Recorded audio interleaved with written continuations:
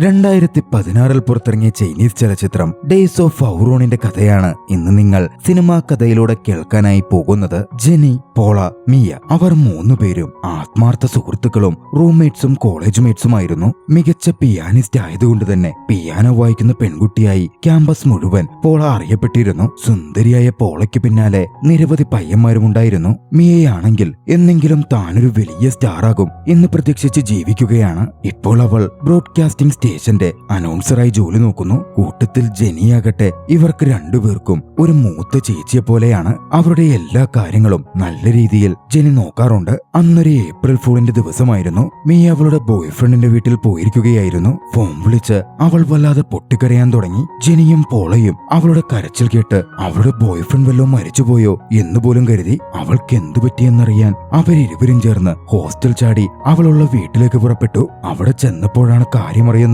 അവളുടെ ബോയ്ഫ്രണ്ടിന് നിസ്സാരമായ ഒരു ജലദോഷം പിടിപെട്ടത്രേ. ഈ ജലദോഷം കൂടുതൽ സീരിയസ് ആയതാ, തെർമോമീറ്റർ വാങ്ങി ചെക്ക് ചെയ്യണം എന്നൊക്കെയായി ജെനിയപ്പോൾ. വൈകാതെ അവർ തെർമോമീറ്റർ വാങ്ങാൻ പോയി. അവിടെ ചെന്നപ്പോൾ ആ ഫാർമസിസ്റ്റ് ആവട്ടെ തെർമോമീറ്ററിന്റെ വില വളരെയധികം കൂട്ടി പറയുന്നു. ജെനി ഒരു തന്ത്രം ആലോചിച്ചു. തെർമോമീറ്റർ കയ്യിൽ കിട്ടിയതും അതിന്റെ യഥാർത്ഥ വില അവിടെ വെച്ച് തന്റെ കൂടെ വന്ന പയ്യനൊപ്പം അവിടെ നിന്ന് ഓടിപ്പോന്നു. ഫാർമസിസ്റ്റ് അവരെ പിന്തുടർന്നെങ്കിലും ഓടിയോടി അവർ ഒടുവിൽ രക്ഷപ്പെട്ടു. ആശ്വാസത്തോടെ ശ്വാസമെടുത്ത് നിന്നപ്പോൾ ഇരുവരും നടന്ന കാര്യമോർത്ത് പൊട്ടിച്ചിരിച്ചു. ആ പയ്യനും ജെനിയും അപ്പോഴായിരുന്നു പരസ്പരം ഇൻട്രൊഡ്യൂസ് ചെയ്യുന്നത്. ജെനി തന്റെ പേര് പറഞ്ഞ് അവന് ക്ഷയിക്കാൻ നൽകി. പയ്യനും അവന്റെ പേര് പറഞ്ഞു. അവന്റെ പേര് യൂസഫ് എന്നായിരുന്നു. മിയയുടെ ബോയ്ഫ്രണ്ടിന്റെ ബെസ്റ്റ് ഫ്രണ്ട് ആയിരുന്നു അവൻ. ഒരു ദിവസം പോളയും ജെനിയും പുറത്ത് കറങ്ങാനായി വന്ന് ഒരിടത്തിരുന്ന് സംസാരിക്കുമ്പോൾ കുറച്ച് തെമ്മാടികളായ പയ്യന്മാർ അവർക്കടുത്തു വന്ന് അവരെ മനഃപൂർവ്വം ഉപദ്രവിക്കാൻ ആരംഭിച്ചു. ഇരുവർക്കും വലിയ അസ്വസ്ഥത തോന്നുന്നുണ്ടായിരുന്നു. ഭാഗ്യവശാൽ കൃത്യം ആ സമയം ഒരു ഹീറോയെ പോലെ യൂസഫ് അങ്ങോട്ടേക്കെത്തി. തെമ്മാടികളായ പയ്യന്മാർക്കെതിരെ ഏറ്റുമുട്ടി. ജെനിയും പോളയും തങ്ങളെ കൊണ്ട് കഴിയുന്ന തരത്തിൽ അതിൽ പങ്കുചേർന്നു. ഒടുവിൽ ആ തെമ്മാടികളെ അവിടെ നിന്ന് തുരത്തി ഓടിക്കാൻ അവർക്ക് സാധിച്ചു. യൂസഫ് തങ്ങളെ സഹായിച്ചതിൽ ജെനിക്കും പോളയ്ക്കും അവന് മേൽ വലിയ മതിപ്പ് തോന്നിയിരുന്നു. പോളയ്ക്കാണെങ്കിൽ യൂസഫിനോട് വല്ലാത്തൊരു പ്രണയമോഹം പോലും തോന്നി. അടുത്ത ദിവസം ജെനിയും മിയയുമായി സംസാരിക്കുമ്പോൾ യൂസഫിനെ എങ്ങനെയും വളച്ചെടുക്കാൻ തന്നെ സഹായിക്കാൻ പോള അവരോട് റിക്വസ്റ്റ് ചെയ്തു. യാഥാർത്ഥ്യം എന്തെന്നാൽ ജെനിക്കും യൂസഫിനോട് പ്രണയം തോന്നിയിരുന്നു. പക്ഷെ പോള അതങ്ങനെ പറഞ്ഞപ്പോൾ തന്റെ സുഹൃത്തിനു വേണ്ടി അവൾ പിന്മാറാൻ തീരുമാനിച്ചു. കൂട്ടത്തിൽ പോളയെ സഹായിക്കാനും ജെനി തീരുമാനിച്ചുറപ്പിച്ചിരുന്നു. പോള കൊടുത്ത ഒരു കുറിപ്പും 2 മൂവി ടിക്കറ്റ്സുമായി ഇന്റർനെറ്റ് കഫേയിൽ പോയി ജെനി തന്നെ യൂസഫിനെ കണ്ടു. കാര്യങ്ങൾ പറഞ്ഞ് അത് യൂസഫിന് കൈമാറി. പക്ഷെ യൂസഫിനാകട്ടെ അതിൽ തീരെ താല്പര്യമുണ്ടായിരുന്നില്ല. പിന്നാലെ യൂസഫ് ജെനിയെ തന്റെ ഒപ്പം വീഡിയോ ഗെയിം കളിക്കാൻ ക്ഷണിക്കുകയും ചെയ്തു. അവരൊന്നിച്ച് സന്തോഷത്തോടെ ഏറെ സമയം ചെലവഴിച്ചു. ഇതിനിടയിൽ പോളയുമായുള്ള മൂവി ഡേറ്റിന്റെ കാര്യം പോലും ജെനിയും യൂസഫും മറന്നുപോയിരുന്നു. അതിനെ ചൊല്ലി പ്രശ്നങ്ങളൊന്നും ഉണ്ടായില്ലെങ്കിലും പോള നിരാശയിലായിരുന്നു. എങ്ങനെ യൂസഫിനെ പോളയുമായി ഒന്നിപ്പിക്കും എന്നതിനെപ്പറ്റി മൂവരും ഡിസ്കസ് ചെയ്യാൻ തുടങ്ങി. മിയ ആ സമയം ഒരാശയവുമായി വന്നു. യൂസഫ് ആളൊരു കമ്പ്യൂട്ടർ എക്സ്പേർട്ട് ആണല്ലോ. അപ്പൊ പോളയുടെ കമ്പ്യൂട്ടർ കേടായെന്ന് പറഞ്ഞ് അത് നന്നാക്കാനായി യൂസഫിനെ ക്ഷണിച്ചാലോ? യൂസഫ് വരികയും ചെയ്യും, നിങ്ങൾക്ക് അടുത്തിരുന്ന് സംസാരിക്കുകയൊക്കെ ചെയ്യുകയും ചെയ്യാം. ആശയം കൊള്ളാമെന്ന് അവർക്കെല്ലാവർക്കും തോന്നി. പക്ഷേ അതിന് കമ്പ്യൂട്ടർ കേടാക്കണമല്ലോ, ഇല്ലെങ്കിൽ തങ്ങൾ കളവ് പറഞ്ഞതുപോലെയാകില്ലേ? ജെനി ഒന്നും ചിന്തിച്ചില്ല. ഒരു കപ്പ് കാപ്പിയെടുത്ത് ആ ലാപ്ടോപ്പിന്റെ കീബോർഡിന് മുകളിലൂടെ ഒഴിച്ചു. അങ്ങനെ കമ്പ്യൂട്ടർ കേടായി എന്ന കാരണവും തയ്യാറാക്കപ്പെട്ടു. അവർ യൂസഫിന്റെ ഇടത്ത് ചെന്നു. യൂസഫിനോട് കാര്യം പറഞ്ഞു. പോളയ്ക്കും യൂസഫിനും അങ്ങനെ ഏറ്റവും ഒടുവിൽ തനിച്ചിരുന്ന് സംസാരിക്കാൻ പാകത്തിന് അല്പസമയം ലഭിച്ചു. ഇതിനിടയിൽ മിയയാകട്ടെ ഒരു സിംഗിംഗ് കോമ്പറ്റീഷനിൽ പങ്കെടുക്കാൻ ഓഡീഷൻ അറ്റൻഡ് ചെയ്തിരുന്നു. പ്രിൻസിപ്പൽ ടിവിയിൽ ഇത് കണ്ടതും അത്തരത്തിലുള്ള നടപടികൾ സ്കൂളിന് ചീത്തപ്പേരാണ് എന്ന് പറഞ്ഞ കോപാകുലനായി. പോളയും ജെനിയും മിയ സ്റ്റോപ്പ് ചെയ്തില്ല എന്ന് പറഞ്ഞ അവർക്കും പ്രിൻസിപ്പൽ പണിഷ്മെന്റ് നൽകി. പോളയ്ക്ക് വല്ലാത്ത ദേഷ്യം വന്നു. ദേഷ്യത്തിന്റെ കാഠിന്യത്തിൽ പ്രിൻസിപ്പലിന്റെ കാറിൽ പെയിന്റ് അടിച്ച് പ്രതികാരം തീർക്കാനായി പോള ചിന്തിക്കുകയും അത്തരത്തിൽ പ്രവർത്തിക്കുകയും ഉണ്ടായി. രാത്രിയിലായിരുന്നു അവൾ പ്രിൻസിപ്പലിന്റെ കാറിൽ അത്തരത്തിൽ പെയിന്റ് അടിച്ചതെങ്കിലും ഒരബദ്ധം പറ്റി. പെയിന്റ് അടിച്ച സ്ഥലത്ത് തന്റെ താക്കോൽ പോള നഷ്ടപ്പെടുത്തിയിരുന്നു. അവരുടെ ഹോസ്റ്റൽ റൂമിന്റെ താക്കോൽ പ്രിൻസിപ്പലിന്റെ കയ്യിൽ കൃത്യമായി അത് കിട്ടുകയും ചെയ്തു. പിന്നെ പറയണോ കഥ, പ്രിൻസിപ്പൽ എളുപ്പത്തിൽ അവരുടെ ഹോസ്റ്റൽ റൂമിലെത്തി. മൂവരെയും പ്രിൻസിപ്പൽ ചോദ്യം ചെയ്യാൻ ആരംഭിച്ചു. പോള വല്ലാതെ പരുങ്ങാനും ഭയപ്പെടാനും ആരംഭിച്ചു. പോളയെ സഹായിക്കാൻ ജെനി ആ കുറ്റം ഏറ്റെടുത്തു. ജെനിക്ക് തന്റെ സുഹൃത്തുക്കൾ അത്രമേൽ പ്രിയപ്പെട്ടവരായിരുന്നു. പക്ഷെ അതിന്റെ പ്രത്യാഘാതം അവർ വിചാരിച്ചിരുന്നതിനേക്കാൾ വളരെ വലുതായിരുന്നു. ജെനി ക്യാമ്പസിൽ നിന്നും പുറത്താക്കപ്പെട്ടു. പോളയ്ക്ക് അതിൽ വലിയ കുറ്റബോധമുണ്ടായിരുന്നു. ജെനിയോട് അവൾ അതിനെപ്പറ്റി പറഞ്ഞെങ്കിലും ജെനിക്ക് താൻ ചെയ്ത പ്രവൃത്തിയിൽ കുറ്റബോധമോ നിരാശയോ ഒന്നും തന്നെ ഉണ്ടായിരുന്നില്ല. ഗ്രാജുവേഷനും കഴിഞ്ഞു. മീയും പോളയും ഗ്രാജുവേറ്റ് ആയി. സന്തോഷത്തോടെ അവരുടെ ജീവിതം മുന്നോട്ടു പോയിക്കൊണ്ടേയിരുന്നു. ഗ്രാജുവേഷന് ശേഷവും മൂവരും ഒന്നിച്ചായിരുന്നു. അവരുടെ സൗഹൃദത്തിനോ സ്നേഹബന്ധത്തിനോ ഒരു കോട്ടവും സംഭവിച്ചില്ല. ഗ്രാജുവേഷൻ കഴിഞ്ഞ മാസങ്ങൾക്ക് ശേഷം ജെനിയും യൂസഫും വീണ്ടും കണ്ടുമുട്ടി. യൂസഫ് അവൾക്കായി ഒരു സമ്മാനം കൊടുത്തു. അവൾ ഏറെ ആഗ്രഹിച്ചിരുന്ന ഒരു ടോയായിരുന്നു അത്. യൂസഫിന് ജെനിയോട് ഇഷ്ടമുണ്ടായിരുന്നു.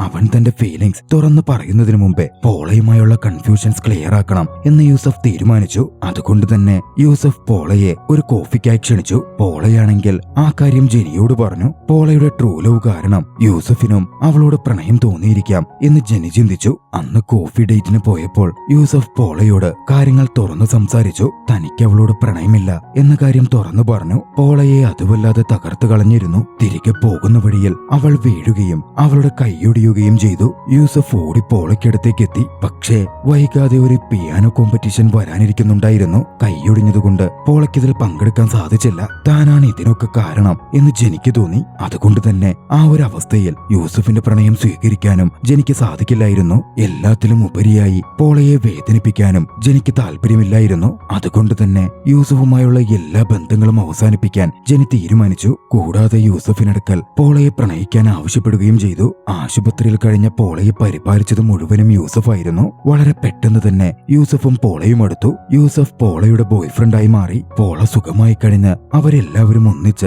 ഒരു അപ്പാർട്ട്മെന്റിൽ ഒത്തുകൂടി. തനിക്കും യൂസഫിനും ഇടയിലുണ്ടായിരുന്നത് യൂസഫും ജെനിയും പോളയിൽ നിന്നും മറ്റുള്ളവരിൽ നിന്നും മറച്ചുവെച്ചിരുന്നു. ഗ്രാജുവേഷൻ ഒന്നും ഇല്ലാത്തതുകൊണ്ട് തന്നെ ജെനി ഒരു അഡ്വർടൈസ്മെന്റ് കമ്പനിയുടെ ഫ്രണ്ട് ഡെസ്കിൽ ക്ലർക്കായി ജോലി നോക്കിക്കൊണ്ടിരിക്കുകയായിരുന്നു. ഹാങ്ക് എന്ന പേരുള്ള ഒരു ഡെലിവറി മാനുമായി ജെനിക്ക് പരിചയം ഉടലെടുത്തു. ബോസ് ജെനിയെ കുറ്റപ്പെടുത്തുമ്പോഴൊക്കെയും ഹാങ്ക് അവളെ ആശ്വസിപ്പിക്കുകയും അവൾക്കായി മിഠായികളൊക്കെ നൽകുകയും ചെയ്യും. അവരിരുവരും ഒന്നിച്ച് നിരവധി വർക്കുകൾ ചെയ്യേണ്ട സാഹചര്യമുണ്ടായിരുന്നു. അതുകൊണ്ട് തന്നെ അവർക്കിടയിലെ അടുപ്പം വർദ്ധിച്ചു. കുറച്ച് വർഷങ്ങൾ അങ്ങനെ കടന്നുപോയി. തന്റെ ജോലിയിലെ എക്സ്പീരിയൻസ് കൊണ്ട് ഹാങ്ക് സ്വന്തമായ ഒരു കമ്പനി തുടങ്ങി. ജെനിയെ തന്റെ കമ്പനിയിൽ ജോയിൻ ചെയ്യുവാൻ അവൻ ക്ഷണിക്കുകയും ചെയ്തു. പക്ഷേ ജെനിക്ക് മാറ്റങ്ങളോട് എപ്പോഴും ഭയമായിരുന്നു. അതുകൊണ്ട് തന്നെ അവൾ ജോലി ചെയ്തിരുന്ന അതേ കമ്പനിയിൽ തുടരാൻ തീരുമാനിച്ചു. ഇതിനിടയിൽ ജെനിയും പോളയും യൂസഫും ഒന്നിച്ചൊരു അപ്പാർട്ട്മെന്റിൽ താമസിക്കാൻ തുടങ്ങിയിരുന്നു. ഫ്രീ ആയിരിക്കുമ്പോൾ വീട് മുഴുവൻ ക്ലീൻ ചെയ്യലായിരുന്നു പോളയുടെ ഇഷ്ടവിനോദം. അങ്ങനെയിരിക്കെ ക്ലീൻ ചെയ്യുന്നതിനിടയിൽ ഒരു ദിവസം ജെനിയുടെ റൂമിൽ ജെനിയുടെ ബാക്ക് പാക്കിൽ നിന്നും യൂസഫിനായി ജെനി കരുതി വെച്ചിരുന്ന നിരവധി ഗിഫ്റ്റുകൾ അവൾ കണ്ടെത്തി. എല്ലാ കൊല്ലവും യൂസഫിനായി ജെനി ഗിഫ്റ്റ് വാങ്ങാറുണ്ട് എന്നവിടെ വെച്ച് വ്യക്തമാവുകയും ചെയ്യുന്നുണ്ടായിരുന്നു. ഗിഫ്റ്റുകളൊന്നും യൂസഫിന് കൊടുക്കാതെ ജെനി തന്റെ കസ്റ്റഡിയിൽ തന്നെ സൂക്ഷിക്കുകയായിരുന്നു ചെയ്തിരുന്നത്. ജെനിയും യൂസഫും ചേർന്ന് തന്നെ ചതിക്കുകയാണോ എന്നൊരു ചിന്ത പോളയുടെ മനസ്സിലേക്ക് വന്നു. ഇതേസമയം ജെനിയാകട്ടെ കമ്പനിയിൽ ഒരു കമ്പ്യൂട്ടർ കേടായതുമായി ബന്ധപ്പെട്ടുള്ള വിഷയം പരിഹരിക്കാൻ ശ്രമിക്കുന്ന തിരക്കിലായിരുന്നു. നിരവധി എക്സ്പേർട്ടുകൾ അത് ശരിയാക്കാൻ വേണ്ടി പരിശോധനകൾ നടത്തിയെങ്കിലും ഒന്നും ശരിയാവുന്നുണ്ടായിരുന്നില്ല. ജെനി യൂസഫിന് കോൾ ചെയ്തു. ഇതേസമയം പോളയും യൂസഫിനെയും ജെനിയെയും വിളിക്കാൻ ശ്രമിക്കുന്നുണ്ടായിരുന്നു. ഇരുവരുടെയും കോൾ ബിസിയായത് കണ്ട് പോള കൂടുതൽ ആശങ്കാകുലയായി. ജെനിയുടെ ഓഫീസിലാണ് യൂസഫും ഉള്ളത് എന്ന് വൈകാതെ പോള മനസ്സിലാക്കി. ജെനിയും യൂസഫും ഒരേ ഓഫീസിൽ ഒരേ സമയം, അതും രാത്രി വൈകിയും. ചിന്തകളിൽ കുടുങ്ങിയ പോള നേരെ ജെനിയുടെ ഓഫീസിലേക്ക് വെച്ചുപിടിച്ചു. ഓഫീസിലെത്തി ജെനിയെയും യൂസഫിനെയും കണ്ട് അവരെ ചോദ്യം ചെയ്യാൻ ആരംഭിച്ചു. ഈ കൊല്ലം അത്രയും ജെനിയും യൂസഫും പരസ്പരം പ്രണയിക്കുന്നുണ്ടായിരുന്നെന്നും അത് തന്നിൽ നിന്നും മറച്ചുവെച്ചതാണ് എന്ന് പോള അവിടെ വെച്ച് തറപ്പിച്ചു പറഞ്ഞു. അവരിരുവരും ചേർന്ന് തന്നെ വെട്ടിയാക്കുകയായിരുന്നു എന്നും കൂട്ടിച്ചേർത്തു. ജെനിയുടെയും യൂസഫിന്റെയും വിശദീകരണങ്ങൾ കേൾക്കാൻ പോള ഒരുക്കമായിരുന്നില്ല. എല്ലാം ഇവിടെ വെച്ച് അവസാനിപ്പിക്കുകയാണ് എന്ന് ദേഷ്യത്തിൽ പറഞ്ഞ് പോള അവിടെ നിന്ന് പോന്നു. പിന്നീട് അങ്ങോട്ടേക്ക് പോളയും ജെനിയും പരസ്പരം സംസാരിക്കാതെയായി. പതിയെയാണെങ്കിലും ശ്രദ്ധ തിരിക്കുവാൻ ജെനി ജോലിയിൽ കൂടുതൽ ശ്രദ്ധ കേന്ദ്രീകരിച്ചു. വളരെ പെട്ടെന്ന് തന്നെ ജോലിയിലുള്ള ഉയർച്ചയും ജെനിയെ തേടിയെത്തി. ജെനിയുടെ സഹപ്രവർത്തകർക്ക് അതത്ര ഇഷ്ടപ്പെട്ടിരുന്നില്ല. അതുകൊണ്ട് തന്നെ മാനേജറിന് മുമ്പിൽ ജെനിയെ മോശമായി ചിത്രീകരിക്കാൻ അവർ ട്രാപ്പുകൾ ഒരുക്കി. പാവം ജെനിയാണെങ്കിൽ ആ ട്രാപ്പുകളിലൊക്കെ പെടുകയും ചെയ്തു. ജെനിക്കും എല്ലാം കൊണ്ടും മതിയായിരുന്നു. ഒരുപാട് ചിന്തിച്ച് അവൾ ഒടുവിൽ കമ്പനി വിടാൻ തീരുമാനിച്ചു. ഹാങ്കിനെ മീറ്റ് ചെയ്ത് ഹാങ്കിന്റെ കമ്പനിയിൽ അവസരം ചോദിക്കുകയും അവനോടൊപ്പം വർക്ക് ചെയ്യാനുള്ള ആഗ്രഹം പ്രകടിപ്പിക്കുകയും ചെയ്തു. ഇതേ സമയം യൂസഫ് ആണെങ്കിൽ പോളയെ ഓർത്ത് കൂടുതൽ വറീഡായിരുന്നു. പിരിയലിന് ശേഷം താൻ പോളയെ പ്രണയിച്ചിരുന്നു എന്ന് യൂസഫ് തിരിച്ചറിഞ്ഞിരുന്നു. നേരിൽ കണ്ട് ഒരിക്കൽ അവർ മനസ്സ് തുറന്ന് സംസാരിച്ചു. അവർക്കിടയിലെ മഞ്ഞുരുകാൻ ആ സംസാരം ധാരാളമായിരുന്നു. വീണ്ടും ഇരുവരും ഒന്നുചേർന്നു. വർഷങ്ങൾ കടന്നുപോയി. തന്റെ പ്രിയപ്പെട്ട സുഹൃത്തുക്കളെ ഓർക്കാതെ ജെനിയുടെ ഒരു ദിവസം പോലും മുമ്പോട്ട് പോയിരുന്നില്ല. ഒടുവിൽ ജെനി തന്നെ പോളയെ വിളിച്ചു. ഭൂതകാലം മാത്രമായി തീരുന്നു. അവർ എന്തിനു വേണ്ടി ഫൈറ്റ് ചെയ്തോ ആ വിഷയം പോലും അവർക്കിടയിൽ നിസ്സാരമായി മാറിയിരുന്നു. ഇരുവരും മുന്നോട്ട് ഒരുപാട് സഞ്ചരിച്ചു കഴിഞ്ഞിരുന്നു. പോളയും അവളുടെ പ്രിയപ്പെട്ട ജെനിയെ ഒരുപാട് മിസ് ചെയ്തിരുന്നു. സിച്ചുവാൻ എന്ന ഇടത്തു നിന്നും ജെനി തിരികെ വന്നതിനു ശേഷം പരസ്പരം മീറ്റ് ചെയ്യാൻ ഇരുവരും തീരുമാനിച്ചു. പക്ഷേ നിർഭാഗ്യവശാൽ അടുത്ത ദിവസം സിച്ചുവാനിൽ വലിയൊരു ഭൂകമ്പമുണ്ടായി. വിവരമറിഞ്ഞ് പോളയും മറ്റുള്ളവരും വലിയ സങ്കടത്തിലായി. ജെനിയെ കോണ്ടാക്ട് ചെയ്യാനേ പറ്റുന്നുണ്ടായിരുന്നില്ല. ജെനിക്കായി ഹാങ് 100 കണക്കിന് മെസ്സേജ് അയച്ചു. വിളിക്കാൻ ശ്രമിച്ചു. ഒരറിവും കിട്ടുന്നതേയില്ല. ഹാങ്കും ജെനിയോർത്ത് വല്ലാതെ തകർന്നിരുന്നു. പക്ഷേ അപ്രതീക്ഷിതമായി ജെനി തന്നെ ഹാങ്കിന് മുമ്പിലേക്ക് കയറി വന്നു. ഹാങ്കിന്റെ സന്തോഷത്തിന് അതിരില്ലായിരുന്നു. ജെനി ജീവനോടെ ഇരിക്കുന്നു. അവൾക്കൊരു കുഴപ്പവുമില്ല. അവളുടെ ഫോൺ ബാറ്ററി കംപ്ലൈന്റ് ആയി പോയിരുന്നു. അതുകൊണ്ടായിരുന്നു അവളെ കണക്ട് ചെയ്യാൻ ബുദ്ധിമുട്ട് അനുഭവപ്പെട്ടിരുന്നത്. ആ കൂടിച്ചേരലിൽ ഹാങ് തന്റെ മനസ്സിലുള്ള ഫീലിംഗ്സ് ജെനിയോട് തുറന്നു പറഞ്ഞു. അവളെ താൻ പ്രണയിക്കുന്ന കാര്യം അവൻ വെളിപ്പെടുത്തി. അതിനോടകം ജെനിയും ഹാങ്കിനെ പ്രണയിക്കാൻ ആരംഭിച്ചിരുന്നു. സന്തോഷത്തോടെ ജെനി ആ പ്രപ്പോസൽ സ്വീകരിച്ചു. വൈകാതെ ജെനിയും പോളയും മീറ്റ് ചെയ്തു. ജെനിയുടെയും ഹാങ്കിന്റെയും വിവാഹത്തിന് ജെനിയുടെ വെഡിംഗ് ഡ്രസ് ട്രയലിനായി പോളയും കൂടെ പോയിരുന്നു. പോളയ്ക്ക് തുടർച്ചയായി ഇടയ്ക്കിടയ്ക്ക് തലവേദന വരാറുണ്ടായിരുന്നു. പണ്ടൊരിക്കൽ പോള സ്റ്റെയർ കേസിൽ നിന്ന് മറഞ്ഞു വീണിരുന്നല്ലോ. അന്നു മുതൽ ആരംഭിച്ചതാണ് ആ തലവേദന. പോളയുടെ രോഗാവസ്ഥ വീണ്ടും ഹിറ്റ് ചെയ്യാൻ ആരംഭിച്ചു. അവൾക്ക് തലവേദന അനുഭവപ്പെടുന്നുണ്ടായിരുന്നു. യാഥാർത്ഥ്യത്തിൽ പോളയുടെ മരണം അടുത്തു വന്നുകൊണ്ടിരിക്കുകയായിരുന്നു. യൂസഫിനെ വിട്ട് വിദേശത്തേക്ക് പോകുന്നു എന്ന തരത്തിൽ ആരെയും ഒന്നും അറിയിക്കാതെ പോകുവാനും പോള തീരുമാനിച്ചിരുന്നു. വിദേശത്ത് വെച്ച് പോളയ്ക്കൊരു ബ്രെയിൻ ഓപ്പറേഷൻ ഉണ്ട്. വിവരമറിഞ്ഞ ജെനി